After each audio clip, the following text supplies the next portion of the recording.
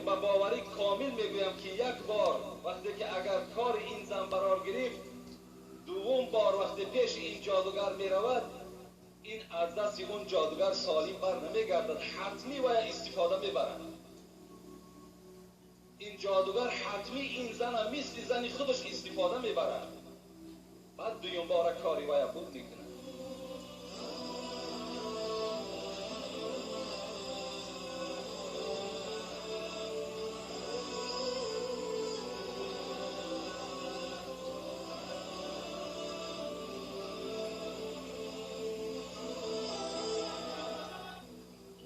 در ما و شما میگویند که فلان مرد ملاگی کردن، لیکن این کلمه غلط است، این لفظ صحیح نیست، بلکه ملاگی دیگر است، جادوگری دیگر است. باید گفت که باید جادوگری کردن، نه ملاگی کردن. یک زمان بود چند سال پیش در یک خانه من شام خواندم، نماز شام. ما فوق‌العاده در اون خانه وارد شدیم، زیرا که من پرسیدم خانه هست که در اینجا نماز خوانیم؟ یک کشلاق بود. گفتن همین خانه ملا هست، میتوانی همجا رفته شامت رو خوانی. وقتی که من داخل این خانه شدم، از نزد دروازه 3 زن نشسته بود. وقتی وارد خانه شدم، یک زن همراه ملا نشسته بود. اون ملا نبود و جادوگر بود. نشسته بود تا حال وقت شام قریب که گذشته بود نصفش، تا حال وقت نماز شام نخوانده بود. وقتی من در آمدم گفتم نماز شام میخوانم، وایم از جاش شاید از شرم من خیست از پس من نیت کرد، ما شام خواندیم. وقتی خواندیم، من وقتی زیاد داشتم اونجا نشستم، حتی وای از من شرمم نکرد، به من اهمیتم نداد. اون زمانها البته ما نه واعظی میکردیم نه خطیب بودیم، بلکه یک آدمی بگیم ناشناسی بودیم. وای به سوی همان زن چی گفت؟ گفت این 7 سوزنی که در دست تو میدهم، اینها را هر کدام شد در 100 متر که رفتی پرتا و پست نظر نکن. و این تخمی که در دست تو میتون، در بالای تخم هر کل حرف ها و رقم ها نویساندگی بود. اینا برده در زیر همون دیگدانی که خوراک میپزین و میکنی، خسور و خوشتامن و شوهری تو باید درک نیابد و در زیر وای میگرانی. هر گاهی که اگر در زیر همون دیگدانچه علاو میکنن، چند قدر محبت شوهر به تو باز زیاد میشود.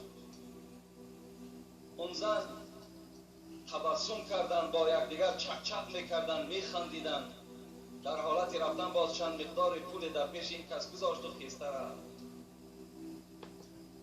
لیکن من چی میگویم؟ من میگویم این خواهری که اولا رفته این گونه جادوگرها را باور میکند، اولا جادوگر به خودش کافر است. در اسلام حکم جادوگر فقط کشتن از قتل است و خود این کسی که رفته سخنی او را باور میکند ویم کافر است. این خواهر عزیز اگر مراجعت دارد، اگر پند ما برای او معقول باشد، نه پیش جادوگر رفتن در کار، نه پیش یک داملا رفتن در کار، بلکه برای آنی که دل شوهری تو برای تو گرم شود، شوهر تو را احترام کند، خسور و خوشتامن در حد که تو دعا کند، احترام کن کلانترها را. شوهر را احترام کن، با قدر شوهر برس، دل شوهر برای تو گرم می شود، شوهر تو را احترام میکند.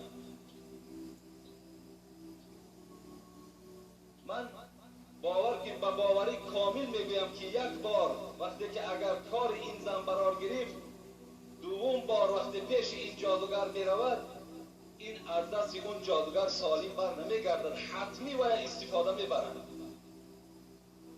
این جادوگر حتمی این زن مثل زن خودش استفاده میبرد، بعد دوم بار کاری و خوب میکنه.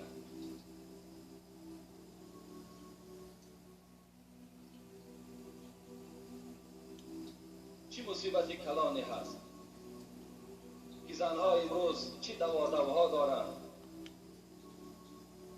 یک زن دیگر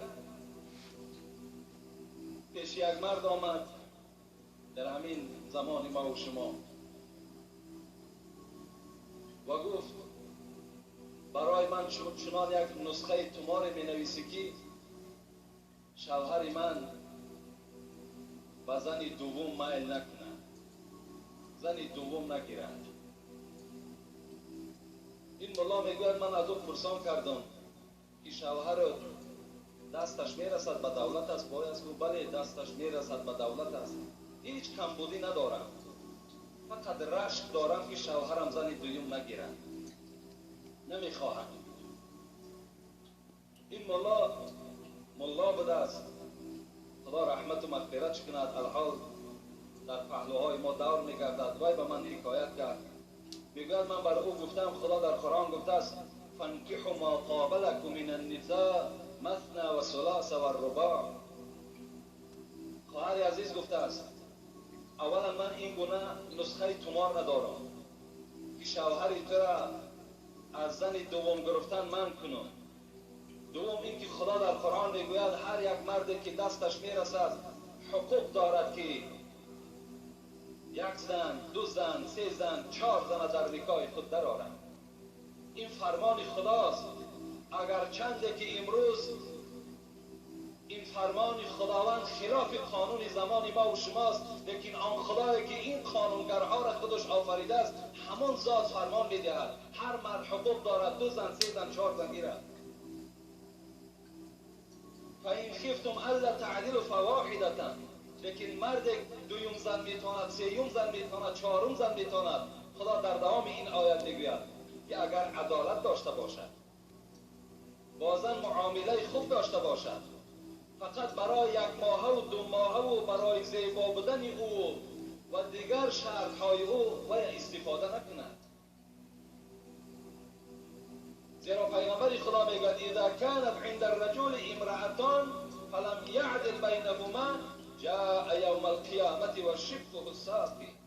کسی در دنیا 2 زن داشته باشد لیکن در بین این 2 زن عدالت جاری کردن نتواند، در روز قیامت با یک طرف قاق شده از قبر میخیزد.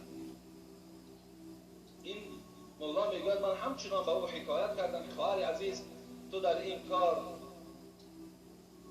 ضدیتی نشان نده، مبارزه نبر، زیرا که شاید مبارزه بری یعنی در این معامله شاید که تو را این شوهر طلاق دهد، حیاتی تو خیلی حیاتی ناآرام شود. برای همین برای او بگذار که وای زن دوم هم گیرد. مادام تو را همه شرایط که تأمین کرده باشد چه جای رشک است؟ وقتی که تو رشک میکنی این معنای او را دارد که تو خلاف گفته خدای خود عمل میکنی. اگرچه امروز از همه را باز ضرورتر است، مهمتر است، خواهرای ما و شما در قد راه چی در کارهای ناشایسته دست میزنند. همه آنها بیچاره زارن، منتظرن که حتی زن دوم برای آنها را قرار دهند. از حرامی در نخواه که یک نکاح حلال بهتر نباشد.